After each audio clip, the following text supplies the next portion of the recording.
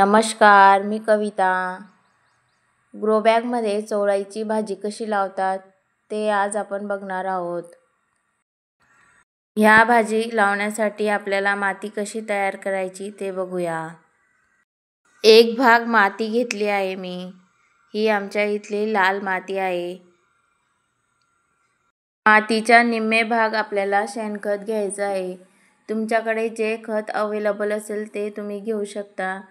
गांडूळ खत किंवा किचन कंपोस्ट सुद्धा आपण घेऊ शकतो. हिरव्या पालेभाज्यांना कंपोस्ट वापरलं तर आपल्या भाज्या चांगल्या येतात. आणि कंपोस्टच्या निम्मे आपल्याला व्हाईट कलरची रेतू घेऊन घ्यायची आहे. तुमच्याकडे रेतू नसेल तर रेतू नाही घेतली तरी चालते. नंतर आपण याच्यात थोडी हळद मिक्स करून घेऊया. हळद टाकल्यामुळे आपल्या भाजीच्या मुळ्यांजवळ किडे लागणार नाहीत. तर आपण हे सर्व मिक्स करून घेऊया. मिक्स केल्यानंतर आपल्याला ज्या कुंडीत किंवा टबमध्ये लावायचं असेल त्याच्यात ही मिक्स केलेली माती आपण भरून घेऊया. माती चांगली बनवली तर आपल्याला त्याचे रिझल्ट पण चांगले मिळतात. हे बियाणे मला 25 रुपयाला मिळाले आहे. बियाणे लावताना नवेच बियाणे घ्यावे. बियाणे जास्त जुने असले तर बियाणे उगवत नाही. मी मातीमध्ये 1 तास अगोदर पाणी टाकून घेतले होते. नंतर आपल्याला बियाणे हे सर्वीकडे एकसारखे पसरून घ्यायचे आहे. बियाणे एक जागीच पडले तर आपली भाजी ही दाटसर होते. बियाणे टाकून झाल्यानंतर आपल्याला याच्यावर हळूवार हाताने माती पसरून घ्यायची आहे. माती एवढी टाकायची की आपले बियाणे हे चांगल्या प्रतीने झाकले जाईल. 1 इंचपर्यंत आपण ही माती याच्यावर टाकून घेऊया. ही आपण पाणी टाकले होते तरी सुद्धा ही माती टाकल्यानंतर ते कोरडे वाटते. तर आपण एका हाताच्या साहाय्याने याला हळूवार पाणी टाकूया. जोपर्यंत बियाणे उगत नाही तोपर्यंत आपल्याला हळूहळूच पाणी या ग्रो बॅगमध्ये द्यायचे आहे.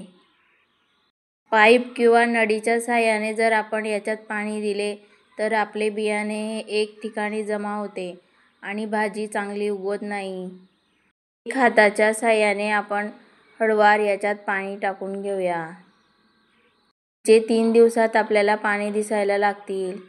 नंतर 10-12 दिवसांनी आपली भाजी अशी दिसेल. ही भाजीची ग्रोथ खूप लवकर होते. भाजी उगल्यानंतर तिच्या मातीतील ओलावा नेहमी टिकून ठेवायचा. भाजीची ग्रोथ जर चांगली होत नसेल तर तिला एकदा नायट्रोजन युक्त खत द्यावे. नायट्रोजन हे शेणखतामध्ये भरपूर प्रमाणात असते. मी काही याच्यात एकदाही खत दिले नाही. माती चांगल्या प्रकारे बनवली तर आपल्याला परत खत देण्याची गरज पडत नाही. ग्रो बॅगमध्ये लावल्यावर सुद्धा किती छान आपली ही भाजी झाली आहे. आपण सर्वांनीच आपल्या घरी अशा कुंडीमध्ये किंवा ग्रो बॅगमध्ये थोडेफार भाज्या लावायला हव्या. तुमच्याकडे जर टेरेस किंवा बाल्कनी असेल तर त्याच्यात तुम्ही कुंडीमध्ये किंवा ग्रो बॅगमध्ये अशा प्रकारे भाज्या लावा.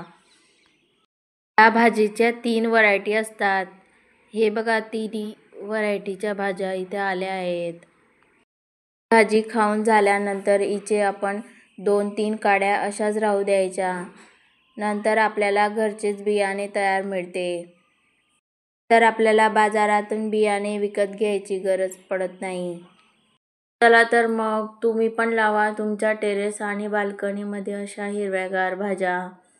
तुम्हाला माझा व्हिडिओ आवडला असेल तर लाईक सबस्क्राईब करायला विसरू नका. तुम्ही माझा व्हिडिओ बघितल्याबद्दल सर्वांना थँक्यू. भेटूया पुढच्या व्हिडिओमध्ये. सर्वांना श्री स्वामी समर्थ.